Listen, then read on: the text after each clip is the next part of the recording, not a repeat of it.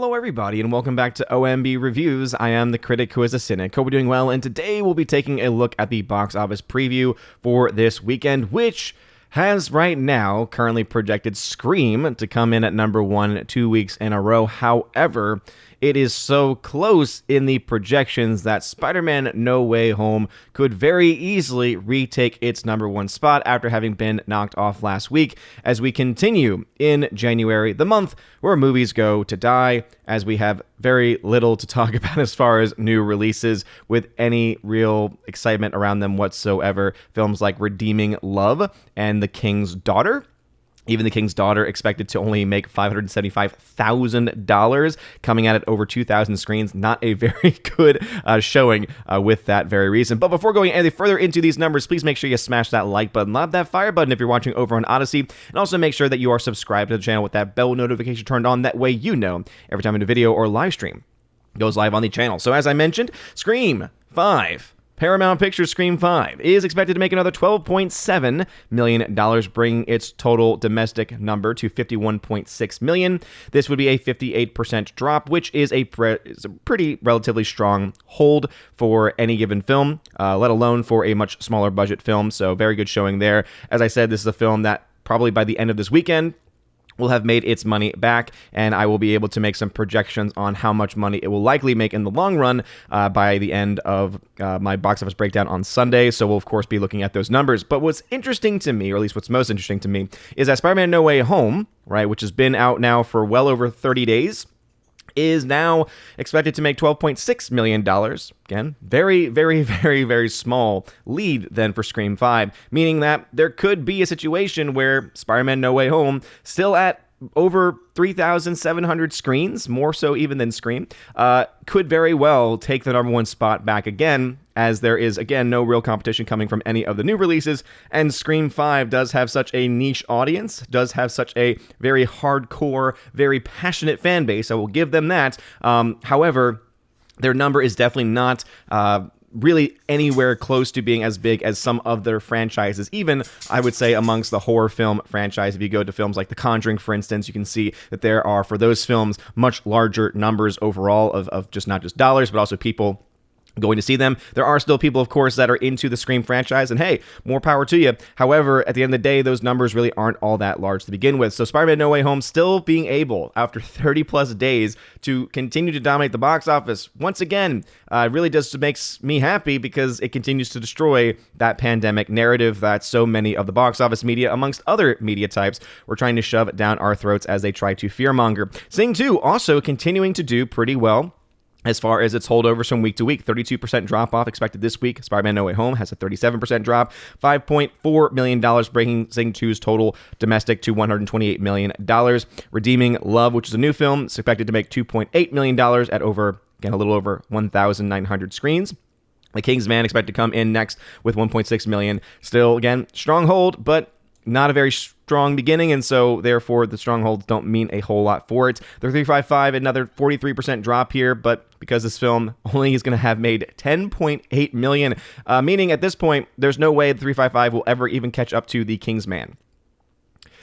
Yeah, let that sink in for a second. Also, I would say that there's a good argument to be made that it won't even catch up to a film like American Underdog, and it's the same rate as Licorice Pizza, which has been in limited release. Basically, what I'm trying to indicate here is that the 355 is so bad as far as its financial dealings and as far as how much money or how little money it's made, that it's even doing worse than small independent films, which again, once again reiterates the entire adage of go woke, go broke, as the entire concept of the film was based on the premise of identity politics. West Side Story is still in the mix, $675,000 again.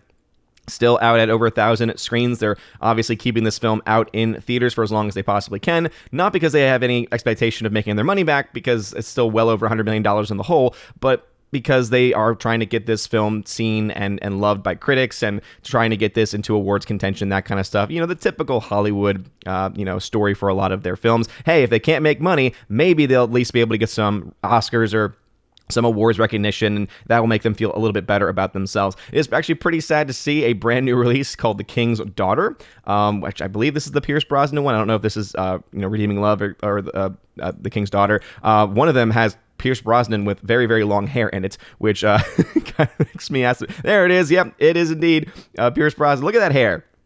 Look at that hair. Look at that wig. That is just, oh, man. I'm assuming it's a wig, at least at this point. I don't know very much about wigs. My wife is very good at being able to say, "Ooh, those wigs." I'm not very good at that. But man, oh man, is this a film that you want to watch? For some of you, maybe you are. Maybe you're a Pierce Brosnan fan, for all I know. I just honestly don't quite see it. By the way, also, rest in peace to Meatloaf. As obviously, I can't really say that I was a Meatloaf fan, right? I didn't really have a lot of his music or listen to a lot of his music, but obviously he was someone who was in films like the Rocky Horror Picture Show.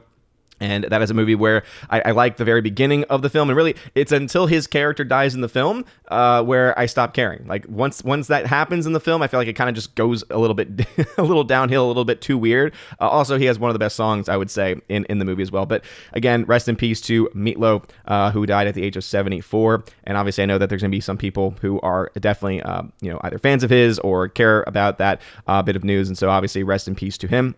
But anyway, going back to it, do you have any, question of the day, I guess you could say, do you have any indication or desire to go see films like The King's Daughter or things like Redeeming Love? Let's see what this film is all about here. Redeeming Love. What is this? Is this another one of those Christian stories, Christian films? What is this all about? Definitely looks like it. based on the actors, I could say, okay, this has a Pure Flix feel to it. At least. It says, based on the best-selling novel by Francine Rivers, Redeeming Love is a powerful story of relentless love and perseverance. The young couple's relationship clashes with the harsh realities of California gold rush of 1850. Life-changing story. Interesting. 1850, you say? Huh. That doesn't look like 1850. What? I don't think that's a hairstyle that would have existed in 1850. I'm very confused.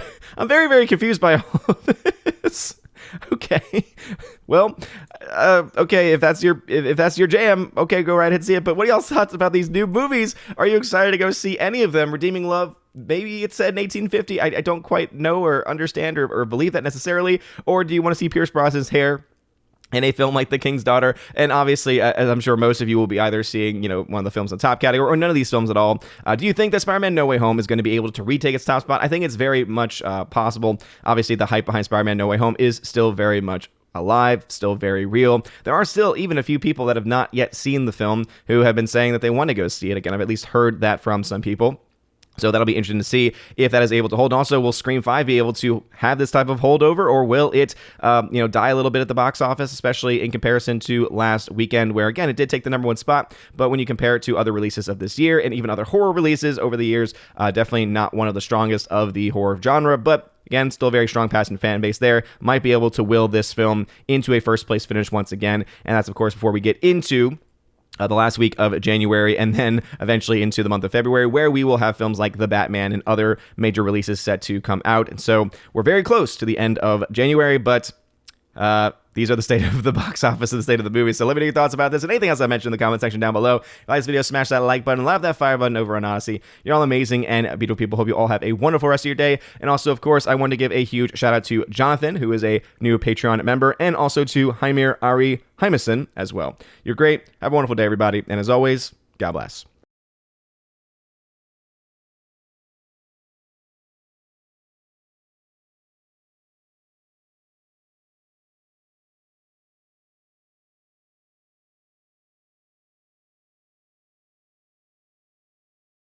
And now for a huge shout out to all of my January Patreon Subscribe Star and Locals members. Starting first off with Locals, shout out to Kara Tharp, UAB Mad Dog, Mike Jackson, Biffer DeHobbit, and Robert Barnes. Thank you all very much for supporting me over on the Locals platform. Also a shout out to my Subscribe Star people, UAB Mad Dog, Mike Jackson once again, Storm Tracker, The R, Fast Reaction, Nosferatu Gatsu, Stan 4, John B, Mr. Roy Glinzer, J. Alex McCarthy Jr., Dean Heiss / the new number 2, J-Rod the Beer Guru, and ZK Man. Thank you all very much for supporting me over on the Subscribestar platform. And lastly, to my Patreon supporters, my 30 Patreon supporters over there, animation commentator Brandon, let's go Brandon, Brian P., Christopher Bowman, Father Christopher Miller, hail to you Father, Father Damian Cook, Garrett Searles, Hannibal Grimm,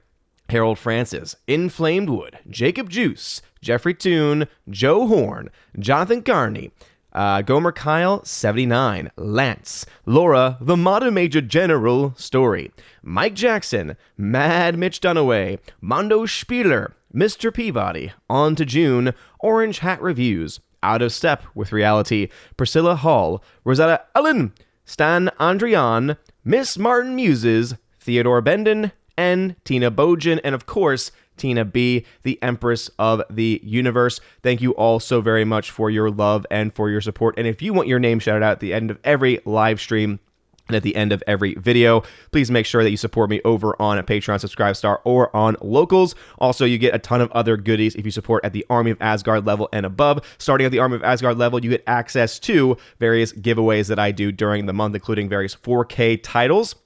Many of them 4K Steelbook titles, and so if you want access to that, check out the Army of Asgard level on those platforms specifically. You also get access, once you are a Keeper of the Bifrost level member, to that, plus a podcast that I do with John the Flick Pick Flickinger, where you actually get to ask us questions, and also, of course, get access to that and the library of previous podcast episodes. We're up to about 33 episodes now that we have been able to do. I think most of those episodes now at this point we've actually done it together, which has been a lot of fun. And of course, you can join at the Chosen of Valhalla live stream, Chosen of Valhalla live stream level, where you get access to not only all of those things, but also you get access to be featured on the channel once a month during the Chosen of Valhalla live stream with the other Chosen members, which is always a lot of fun. Also, during your first month, you get a free t-shirt sent anywhere in the world. You just let me know your size.